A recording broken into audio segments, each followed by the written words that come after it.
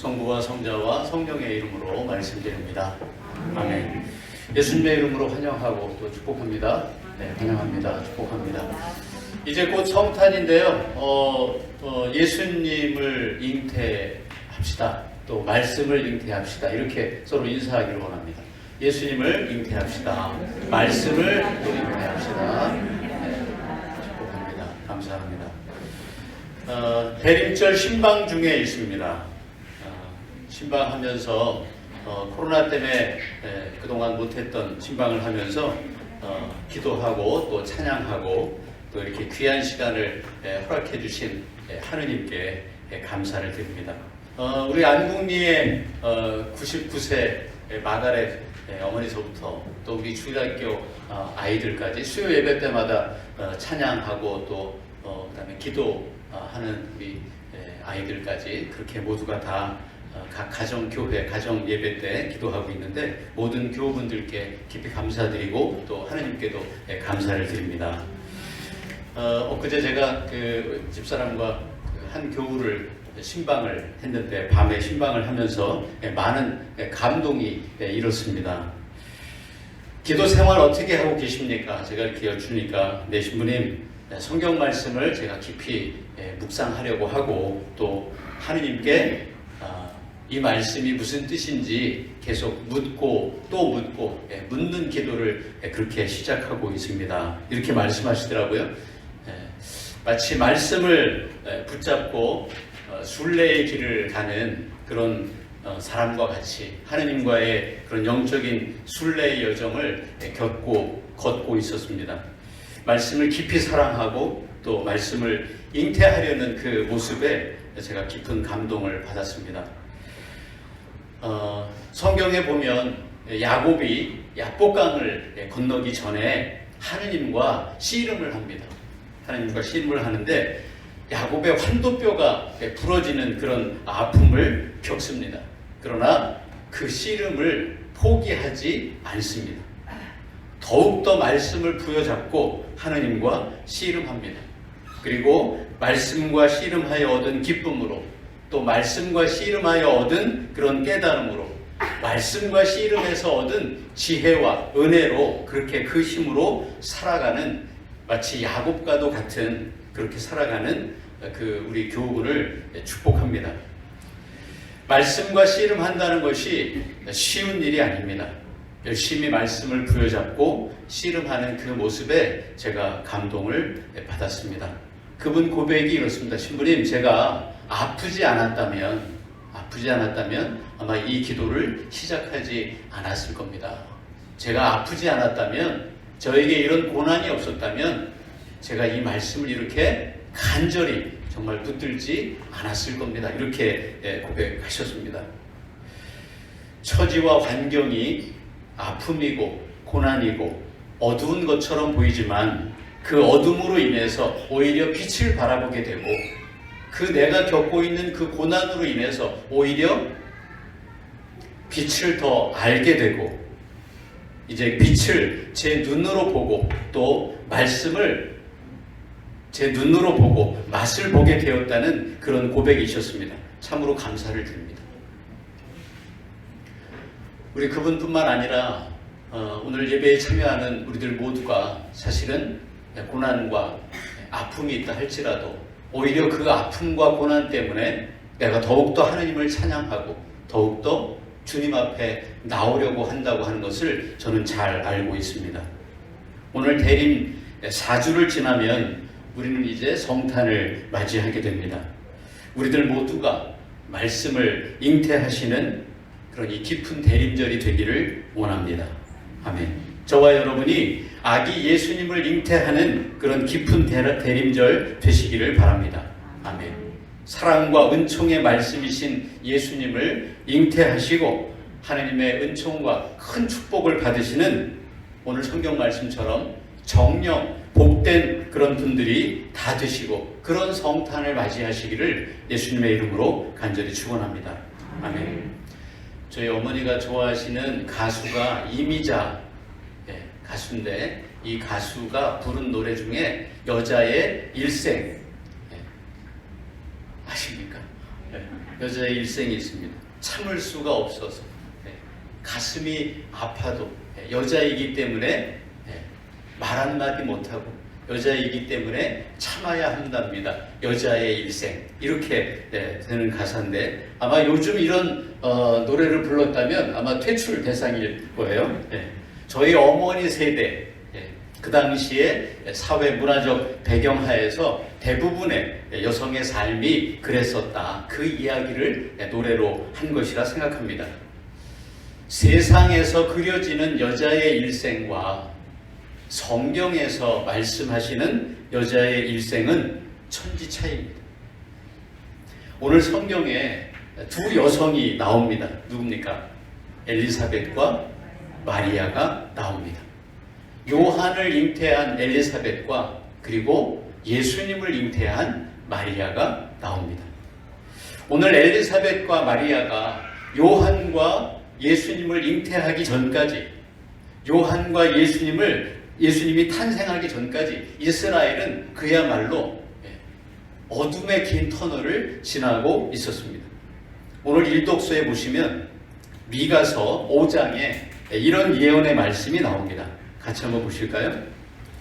베들레헴아, 너는 비록 유다 부족들 가운데서 보잘것없으나 나 대신 이스라엘을 다스릴 자 너에게서 난다. 아멘. 미가라는 예언자의 이 예언 이후에 오늘 엘리사벳과 그리고 마리아가 나오기까지 무려 얼마 동안의 기간이 걸렸냐면 700년 정도가 걸렸습니다. 이 예언의 말씀이 있은 이후에 700년 후에 오늘 엘리사벳과 마리아의 이야기가 전개되고 있는 겁니다. 물론 하느님의 시간은 하루가 1000년 같다. 그러니 뭐 하루가 아직 안 지났다고 얘기할 수도 있겠지만 오늘 두 여성 엘리사벳과 마리아를 통해서 이 말씀이, 이 예언의 말씀이 이루어지기까지 무려 700년 동안의 세월을 지나야 했습니다.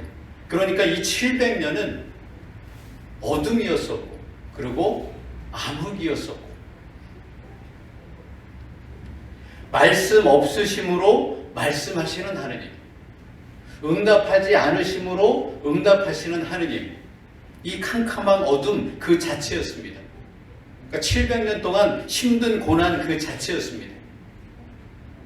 그런데 드디어 미가서 오늘 5장 1절 예언대로 너는 비록 보잘것없으나 이스라엘을 다스릴 자가 너에게서 난다. 베들레헴아, 너는 비록 작은 동네, 시골 동네지만 세상적으로 보잘것없는 동네지만 베들레헴아, 너에게서 이 예언의 말씀이 이루어진다. 700년 동안 어둠이었던 삶이, 700년 동안 고난이었던 삶이 이제 빛을 보게 된다. 빛이신 예수님이 베들레헴에서 나신다. 우리를 구원하실 아기 예수님이 그 누구도 아닌 바로 너에게서 나신다. 너의 깊었던 고난과 너의 깊었던 그 어둠 가운데 드디어 빛이 오신다. 아멘. 미가가 예언한 이 보잘것없는 동네 베들레헴이 어느 한 지역이나 장소는 아닐 겁니다. 단순한 시골 동네를 말하는 것은 아닐 겁니다. 오늘 누가복음에서 마리아가 같은 고백을 합니다. 뭐라고 노래합니까? 48절에 한번 보세요. 같이 봅니다. 시작. 주께서 여종의 비천한 신세를 돌보셨습니다. 이제부터는 온 백성이 나를 복되다 하리니 아멘. 비천한 여종의 신세라는 마리아 역시 마리아 한 개인, 한 여성을 말하는 것이 아닐 겁니다. 보잘것없는 베들레헴과 비천한 여종 마리아가 다르지 않고 같은 처지였다는 것을 노래하는 것 아니겠습니까? 이 마리아는 왜 자신의 처지가 비천한 여종의 신세라는 겁니까? 그 이유가 어디 있을까요? 말씀이 없어서 비천했고 말씀을 잉태하기 전까지 그랬다는 겁니다. 말씀이 없어서 어둠이었고 말씀이 없어서 고난 자체였다는 겁니다. 그래서 비천한 신세였다는 것 아니겠습니까? 자기 삶을 돌아보니까 내 삶에 말씀이 없는, 예수 그리스도가 없는 내 처지가 그야말로 어둠이었고 그리고 고난이었고 그래서 비천한 여종의 신세였다는 것을 깨달은 그런 고백 아니겠습니까?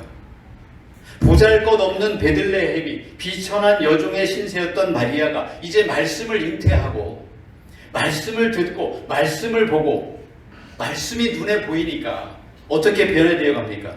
46절에 보세요. 어떻게 고백하는지. 내 영혼이 시작. 내 영혼이 주님을 찬양하며 내 구세주 하느님을 생각하는 기쁨에 이 마음 설레입니다. 아멘. 보잘것없는 신세가 비천한 여종의 인생이 이제 어떻게 바뀌는 것입니까? 하느님을 생각하는 기쁨으로 바뀝니다. 말씀을 생각하는 기쁨으로 충만케 되고요. 무감각했던 일상의 삶을 어떻게 해요? 설레는 마음으로 바뀌게 된다고 하는 것입니다. 말씀 때문에 바뀌었고 예수 그리스도 때문에 바뀌었다. 그러면 오늘 아까 일독서 구약 성경 미가 예언자가 이야기하는 보잘것없는 동네 베들레헴이 누구겠습니까? 그리고 신약 성경 오늘 누가복음의 비천한 신세 여종 마리아가 당연히 누구여야 합니까? 저는 저와 여러분이라 믿습니다. 비천한 여종의 신세가 저와 여러분이고 보잘것없는 베들레헴이 저와 여러분의 마음이라 믿습니다. 아멘. 베들레헴은 빵집이라고 하는 뜻을 가지고 있습니다. 먹을 양식, 생명의 양식이 나는 곳, 즉 생명의 양식이신 빵으로 오신 예수님을 만나면 배부르고 잔치가 벌어지는 곳. 그래서 그곳이 베들레헴이고 그 베들레헴에 보잘것없는 동네 베들레헴에 말씀이신 생명이신 떡으로 오신 빵으로 오신 그 예수님 말씀이 오시는 것 아니겠습니까? 그러니 그 베들레헴은 장소가 아니고 저와 여러분 구원받은 인생들이 아니겠습니까?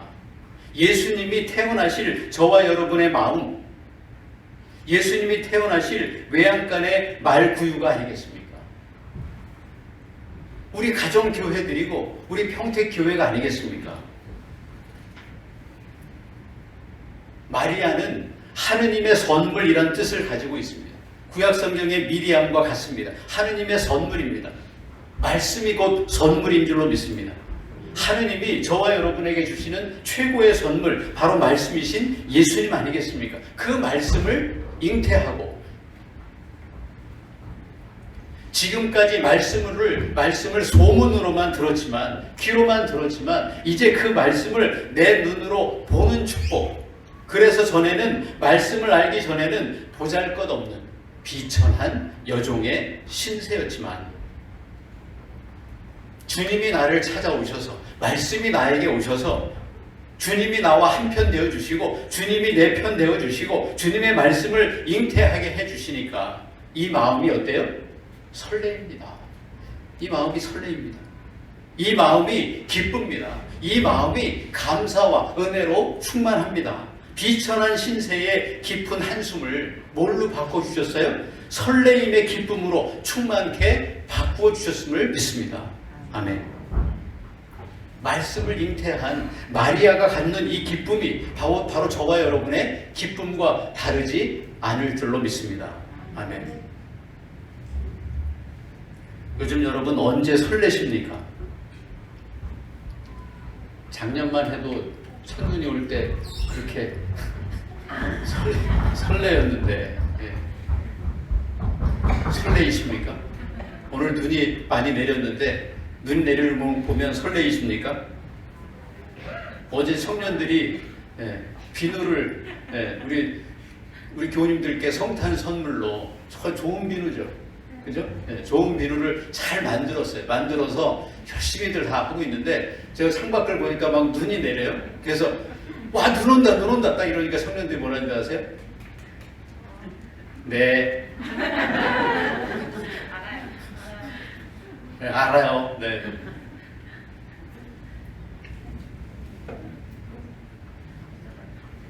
택배 오는 것도 안 설레지 않습니까? 이제 내가 시킨 게 오니까 이게 왜 이렇게 안 오나 이렇게 되지 설레이지 않습니다.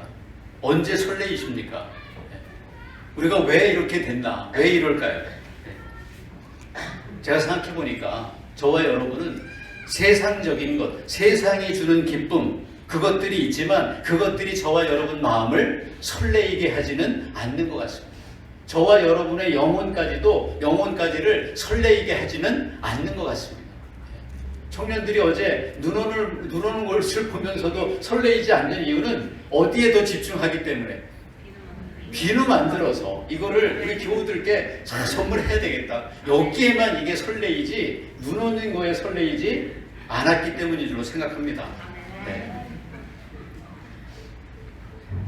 아무리 세상적으로 맛난 음식을 먹어야 4시간 지나면요 누구나 다시 배가 고파집니다. 그것이 저와 여러분을 만족시키고 설레이게 할 수가 없습니다. 그러나 다르더라도 같은 음식인데도 기도하고 찬양하고 말씀을 나눈 후에 그때 먹는 음식은 맛이 다릅니다. 지금은 교회 애찬을 못하지만 예배 후에 먹는 그 국 한 그릇과 그리고 김치 한 조각은 생각만 해도 군침이 돌지 않습니까? 그 애찬이 그렇게 감사한 거였다는 것 우리가 알고 있지 않습니까? 세상적인 이야기로 아무리 좋은 카페에 가서 몇 시간을 떠들어 보십시오. 저와 여러분에게 나중에 남는 건 뭐예요? 허탈한 것만 남습니다. 그 얘기 괜히 했나?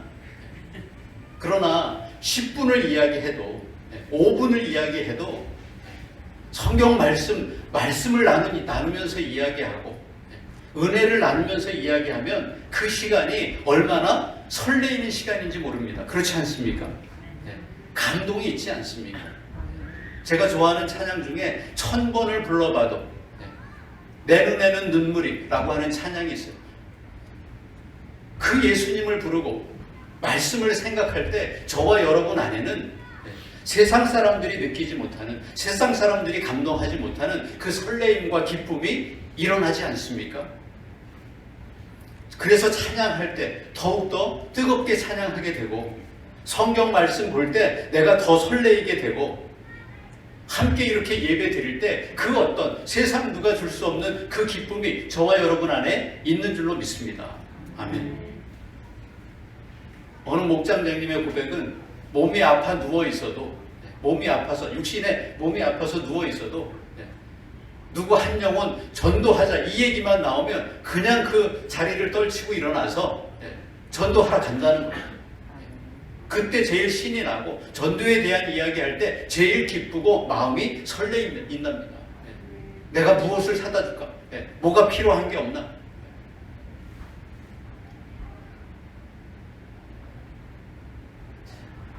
보잘것없는 베들레헴에 찾아오신 예수님, 비천한 여종에게 찾아오셔서 설레이는 인생으로 자비를 베풀어 주신 예수님. 그래서 오늘 엘리사벳이 마리아에게 45절 한번 보세요.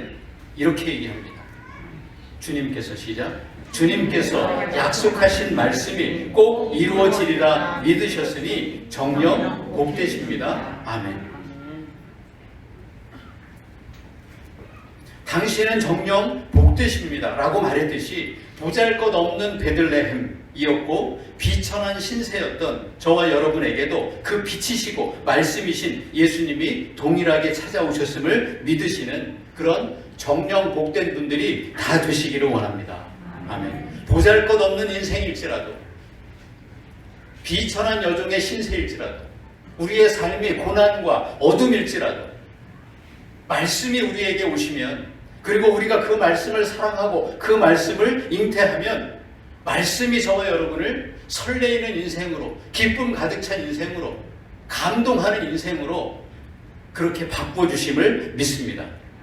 이 믿음을 가지고 살아가시는 마리아들이 다 되시고 또 베들레헴이 다 되셔서 참으로 기쁜, 참으로 감사한, 참으로 설레이는 그런 성탄 맞이하시기를 예수님의 이름으로 간절히 축원합니다. 아멘. 성부와 성자와 성령의 이름으로 말씀드렸습니다. 아멘.